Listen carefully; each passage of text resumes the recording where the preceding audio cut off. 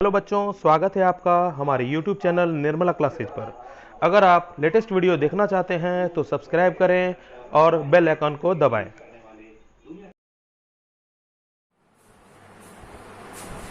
Good morning बच्चों। आज electricity का लास्ट क्लास है जो थ्योरेटिकल और न्यूमेरिकल ग्रुप में होगा। अगर इससे ज्यादा अगर तुम्हें कोई डाउट्स हो, चाहे एनसीईआरटी में या कुछ अलग से अपने सिलेबस के अकॉर्डिंग, तुम मुझे कमेंट करना। मैं एक स्पेशल क्लास जो होल इलेक्ट्रिसिटी चैप्टर का कहीं से भी कुछ भी अगर डाउट्स है उसके लिए मैं बनाऊंगा। नॉर्मली वाइज आज का क्लास ये लास्ट क्लास है, थ्योरेटिकल पोर्शन से हो या न्यूमेरिकल पोर्शन से हो। ओवरऑल मैंने जो देखा है सिलेबस के अनुसार कि लगभग सारे टॉपिक मैंने कवर कर दिए हैं। एक दो टॉपिक को मैंने जो नहीं कवर किया है आज मैं उसे कोशिश कर रहा हूँ कि डिटेल में बताऊं। तो सबसे पहले अभी जो भी तुम्हारे डाउट्स हैं उसको दिमाग में रख लो कि क्या क्या तुम्हें समझ में नहीं आया है, चाहे ओम्स लॉ या जो भी चीज है, तो उसे कमेंट में तुम लिख सकते हो। और उसके बाद मैं एक टेस्ट लूंगा, ये कंप्लीट हो जाने के बाद और तुम्हारा डाउट क्लियर हो जाने के बाद मैं एक टेस्ट लूंगा और जो उस टेस्ट में सबसे ज्यादा मार्क्स लाएगा उसे मैं कुछ ना कुछ गिफ्ट जरूर दूंगा। चलो अब हम डिस्कस करने जा रहे हैं कि हम लोग डेली लाइफ में जो इलेक्ट्रिकल अप्लायंस यूज करते हैं, जो बिजली कंज्यूम करते हैं, जो बिजली का उपयोग हम लोग करते हैं, इलेक्ट्रिकल एनर्जी का उपयोग करते हैं, उसको हम पे किस रूप में करते हैं। तो देखा होगा कि इलेक्ट्रिसिटी बिल जब आता है तो कहा जाता है घर में कि तुम्हारे घर में 150 यूनिट जला, 50 यूनिट जला, 100 यूनिट जला। अलग अलग एक डाटा होता है जो अपने अपने घर के यूज के हिसाब से होता है। तो ये सोचते हैं आज कि ये जो डाटा जो दिया जाता है वो किसके अकॉर्डिंग, यानी 1 यूनिट होता क्या है। तो इसीलिए एक commercial unit of electrical energy के नाम से, मतलब कि जो हमारे कमर्शियल यूज में, डोमेस्टिक यूज हो या कमर्शियल यूज हो, इसके बारे में भी डिस्कशन करेंगे। तो नॉर्मली जो हम इलेक्ट्रिकल अप्लायंस यूज करते हैं उसको किस तरह से सिंबॉलिकली रिप्रेजेंट किया जाता है।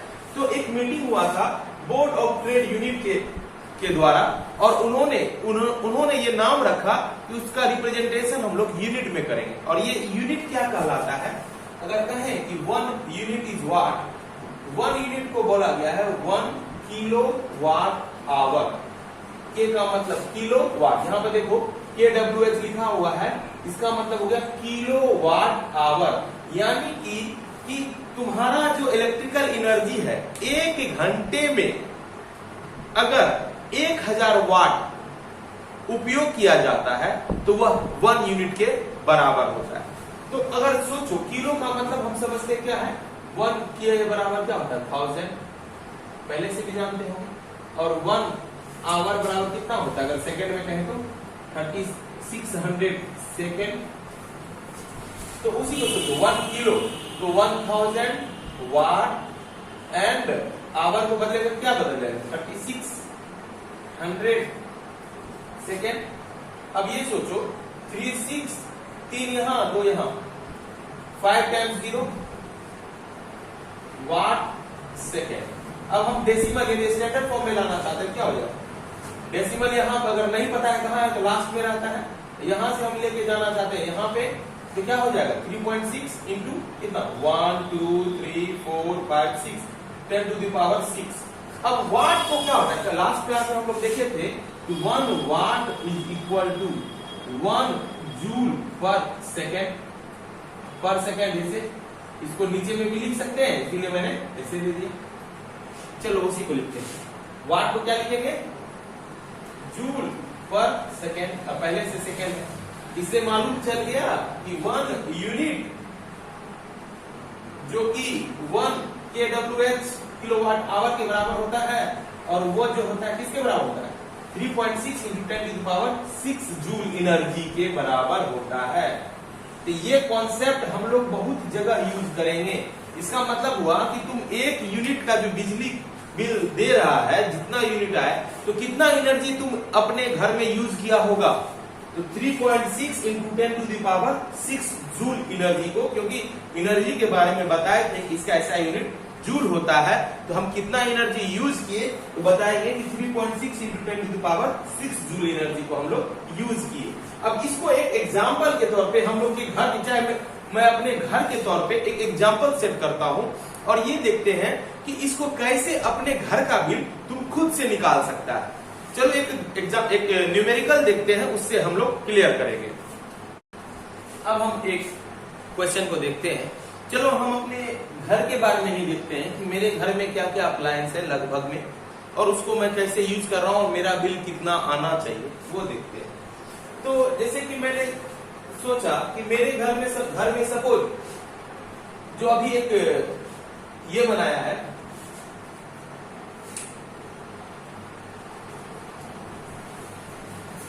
चलो अब देखते हैं कि मेरे घर में जो बिजली बिल आता है तो उसमें मेरे में क्या क्या पॉइंट्स लिखे होते हैं और मैं खुद से कैसे निकाल सकता हूं कि यह बिजली बिल सही है या गलत है। तो सोचो कि इलेक्ट्रिसिटी बिल में मेरा नाम, एड्रेस, कॉन्टैक्ट नंबर रहेगा और किस मंथ का बिल है वो लिखा हुआ रहेगा। उससे ज्यादा भी आप जानकारी रहता है, लेकिन मिनिमम ये सब चीज रहता ही रहता है कि नाम, एड्रेस रहेगा, कॉन्टैक्ट नंबर रहेगा और किस मंथ का बिल है। सपोज मैंने अप्रैल मंथ को माना है, तो अब ये सोचो कि मेरे घर में क्या क्या अप्लायंस है, यानी मैं बिजली से जलने वाले कौन कौन से अप्लायंस यानी डिवाइस को यूज कर रहा हूं। तो मैं बल्ब यूज कर रहा हूं, फैन यूज कर रहा हूं, TV, motor and washing machine use कर रहा हूं। और उसकी संख्या क्या है, बल्ब है तो कितना है, मेरे घर में कितना बल्ब है, ठीक है। और उस बल्ब का पावर क्या है, होता है ना कि 9 वाट का सर आपके पास बल्ब जल रहा है, 20 वाट का बल्ब जल रहा है या कुछ और भी जल रहा है, तो उसके अकॉर्डिंग सोचना। और सर ये नॉर्मली आपका बल्ब कितने देर तक जलता है, होता है ना कि सर रात में होगा कि सोने वक्त बंद कर देते होंगे या एक टाइम पीरियड है 8 घंटा 10 घंटा जलाते रखते होंगे, ठीक है। तब उसके अकॉर्डिंग पर डे यानी एक दिन कंज्यूम वाट आवर में निकाल लेंगे। इसी तरह से सभी का डाटा लिखेंगे और निकाल लेंगे। चलो देखते हैं। मैंने सोचा कि मेरे घर में 10 बल्ब जल रहे हैं और वो बल्ब 9 वाट के, ठीक है। 9 वाट का बल्ब 10 जल रहा है, जो अप्रॉक्स समझ लो कि 10 घंटा जलता है। तुम अपने हिसाब से अपना सोचना, 10 घंटा जलता है तो कितना एनर्जी कंज्यूम हो गया, तीनों को मल्टीप्लाई कर देंगे, 10 इंटू 9 इंटू 10 क्या हो जाएगा 900। अब ये देखो ये क्या है, आवर में है, ये क्या है वाट में है, ये तो नंबर है, इसमें कुछ नहीं होगा। इस तीनों को गुना करेंगे क्या आएगा, वाट आवर, यही मैंने लिखा है ना। चलो लिखने की जरूरत नहीं है। अब मेरे घर में फैन कितना है, 1 2 3 4 5 6 फैन है, 6 फैन है अप्रॉक्स, मुझे तो ज्यादा जानकारी नहीं है, समझ लो 120 वाट का होगा, ठीक है। ध्यान मैंने नहीं दिया, अप्रॉक्स सोच रहे। अब ये जो चल रहा है कि गर्मी का दिन है, ये 12 घंटा चलता है, ठीक है। तो मल्टीप्लाई करके देखते हैं क्या आएगा, 6 इंटू 120 इंटू 12, तो क्या आ जाएगा देखो,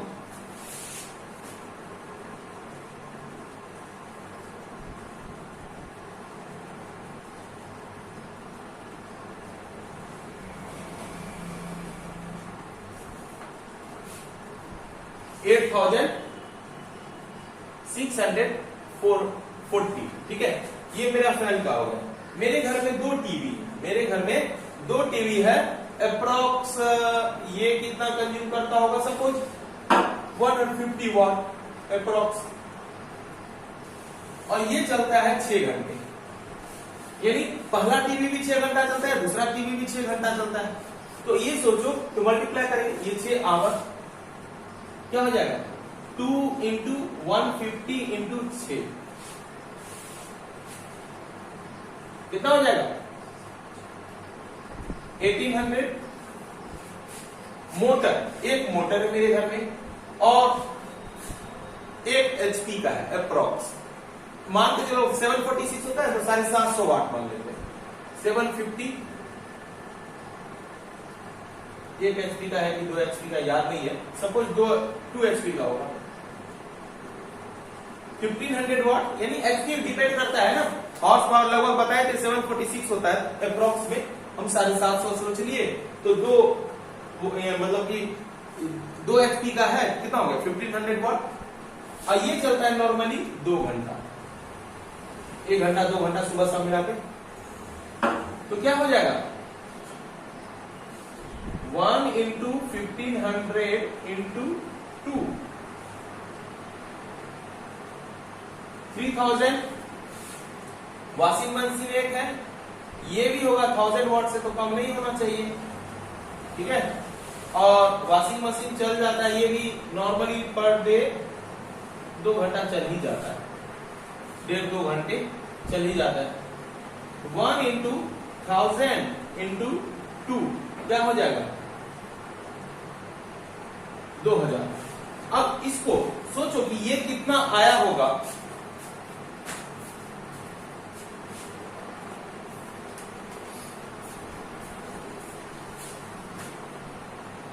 जो भी आया हो, ठीक है।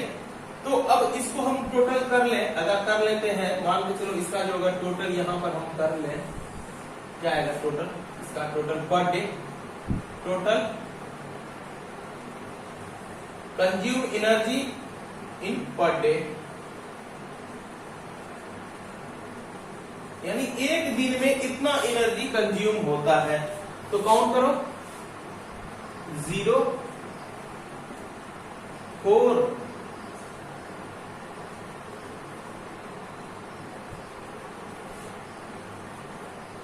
23 का 2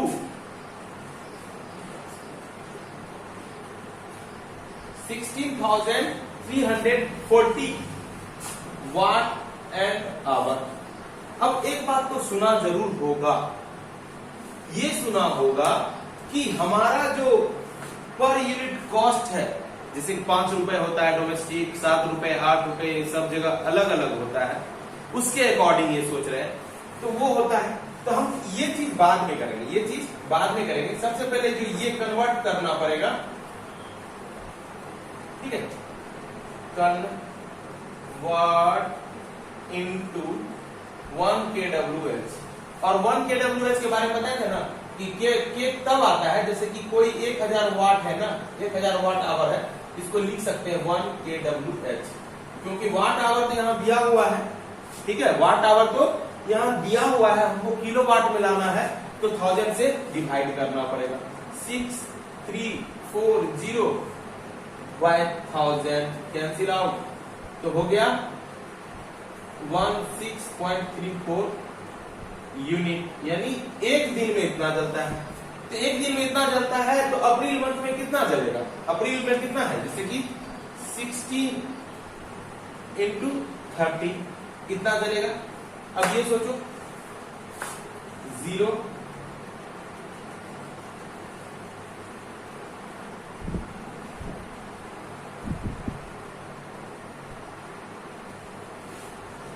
फिर से कर लेते हैं।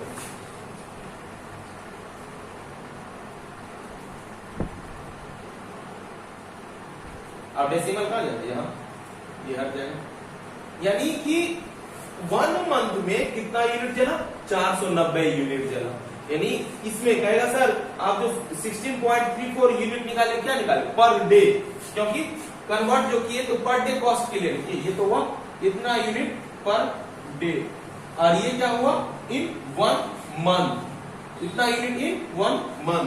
अब कॉस्ट क्या है, पर यूनिट कॉस्ट 5 रुपीज, तो 5 से गुना करना पड़ेगा, 1 यूनिट का दाम 5 रुपया लेता है, यानी अगर 1 यूनिट खर्च करते हैं तो 5 रुपीज कॉस्ट करता है। 490 खर्च करेंगे तो मल्टीप्लाई कर 5 में करेंगे, तो सोचो 490.2 इंटू 5 करेंगे तो क्या होगा, ये हो जाएगा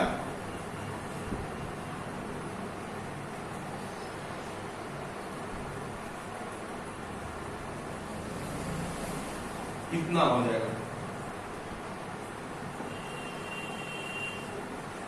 ये मेरा अप्रैल मंथ का इलेक्ट्रिसिटी बिल हो गया। ये एज्यूम किए हैं कि ऐसा नहीं कि इतना ही आएगा, इससे ज्यादा आएगा या इससे कम आएगा, ये एज्यूम किए कि किस तरह से लेते हैं। यानी तुमको भी क्या करना है, तुम अपने घर में कितना कितना यूज कर रहा है उसके अनुसार उस पर देखो कि बल्ब यूज कर रहे हैं तो बल्ब देखो कि कितना वाट का लिखा हुआ है। हम बोले थे, इससे लास्ट क्लास में बताए थे कि कहीं भी लिखा हुआ होता है तो 2 डाटा लिखा हुआ होता है, एक वाट भी लिखा हुआ होता है और उसका वोल्टेज लिखा हुआ होता है।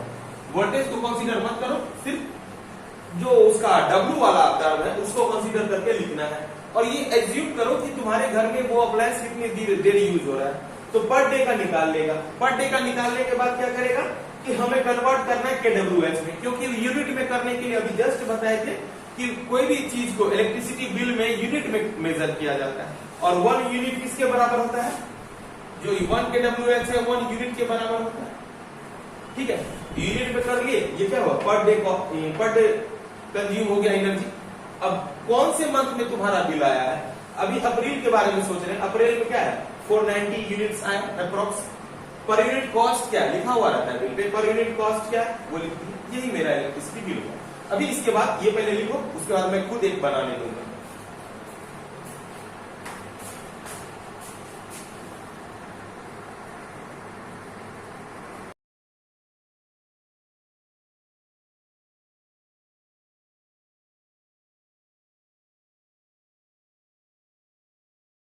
मैं किसी स्कूल के बारे में अब सोच रहा हूँ कि वहां कहीं कमर्शियल यूज हो रहा होगा, कमर्शियल यूज हो रहा होगा, तब क्या होगा।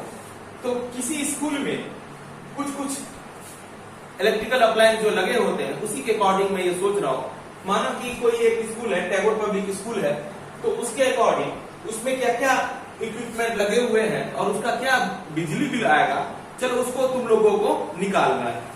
सपोज बल्ब लगा हुआ है 40 बल्ब लगा हुआ है और 9 वाट का लगा हुआ है, ठीक है, और वो पर डे चल रहा है अप्रोक्स 10 आवर। 9 वाट या 12 वाट का फैन लगा हुआ है,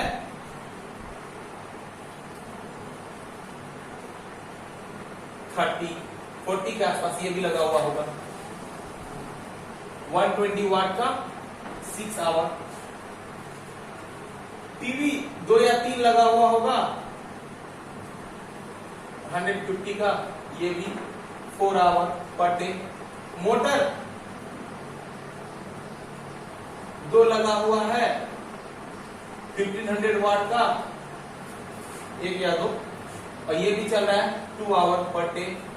प्रोजेक्टर लगा हुआ है 10 प्रोजेक्टर लगा हुआ है, सपोज इसका है 1000 वाट और ये चल रहा है 3 आवर पर डे।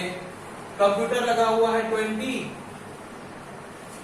और कंप्यूटर एज्यूम करना चाहिए जो भी हो 250 वाट अप्रोक्स, ये भी चल रहा है 2.5 आवर पर डे।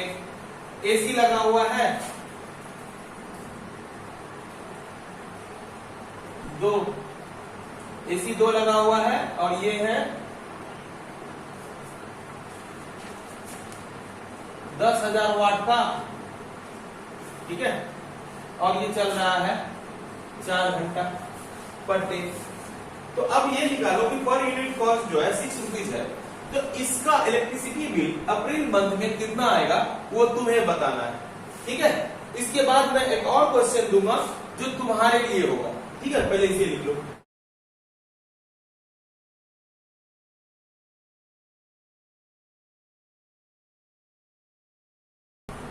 अब एक डाटा तुम्हारे लिए है, प्रत्येक स्टूडेंट ये करेंगे कि तुम्हारे घर का जो इलेक्ट्रिसिटी बिल आता है वह तुमको निकालना है कि वो सही आ रहा है या नहीं आ रहा है। तुम ये सोचो कि अप्रैल मंथ में तुम्हारा जो घर में यूज हो रहा है इलेक्ट्रिकल अप्लायंस, उसके कारण से कितना तुम्हें लगता है कि बिजली बिल आना चाहिए।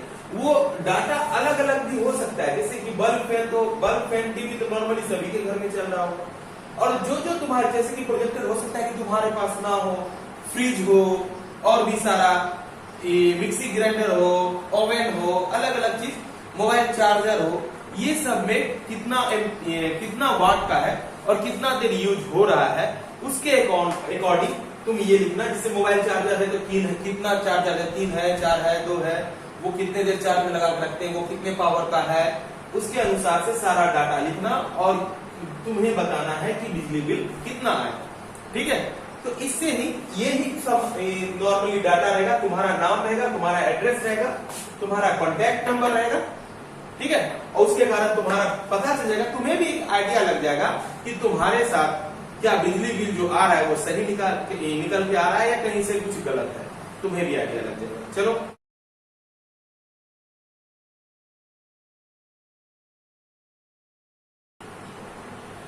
कुछ स्टूडेंट ने हमसे कुछ क्वेश्चन पूछा कि सर घर में जो हम इलेक्ट्रिकल अप्लायंस यूज करते हैं ये कौन सा सर्किट है।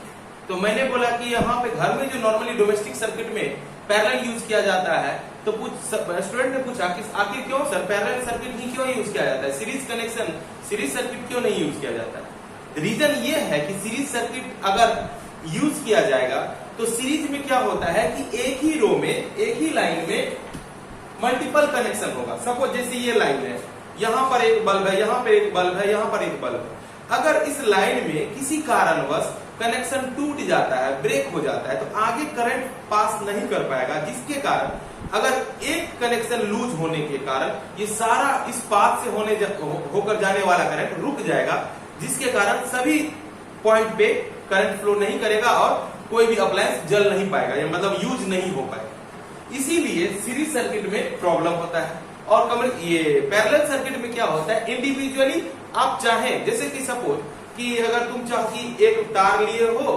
बल्ब में भी जोड़ दिए हो और पंखा में भी जोड़ दिए हो, अब रात में तुम सोना चाह रहा है, उस तार के कनेक्शन को हटाना चाहता है, तो क्या प्रॉब्लम आएगा। प्रॉब्लम ये आएगा कि जैसे ही तू कनेक्शन हटाता है, गर्मी का टाइम है, सोचेगा कि पंखा रहने दे, बल्ब को हटा दे, ऐसा नहीं हो पाएगा क्योंकि दोनों कनेक्शन एक ही में है। इसीलिए ये दिक्कत आता है।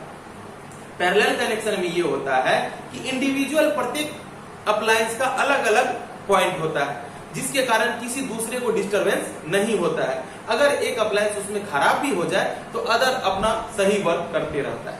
हाँ, ये कह सकते हैं कि सर एडवांटेज तो आप बता दी, इस दोनों में डिसएडवांटेज क्या है। मेजर डिसएडवांटेज ये है कि तुम्हारा कॉस्ट बढ़ जाएगा। जैसे कि सीरीज कनेक्शन में क्या था, एक ही वायर से हो गया, लेकिन पैरेलल कनेक्शन यानी तुम चाहते हो कि बल्ब भी ना जले और फैन चले, तो अलग अलग वायर लगाना पड़ेगा, जिससे तुम्हारा कॉस्ट बढ़ जाएगा। जो भी तुम्हारा डाउट्स है वो अगले क्लास में मैं करूंगा, और तुम इसीलिए मैंने आज ये जो नॉर्मल सा छोटा सा टॉपिक था कमर्शियल अप्लायंस के बारे में, जो इसके बाद जब भी मैं इस इलेक्ट्रिसिटी के टॉपिक पे मिलूंगा तो तुम्हारा जो भी डाउट्स है उसी को लेकर मिलूंगा। नॉर्मली तुम्हारा टॉपिक समाप्त हो चुका है, अच्छे से पढ़ो। अगर कोई भी डाउट्स है तो जरूर पूछो।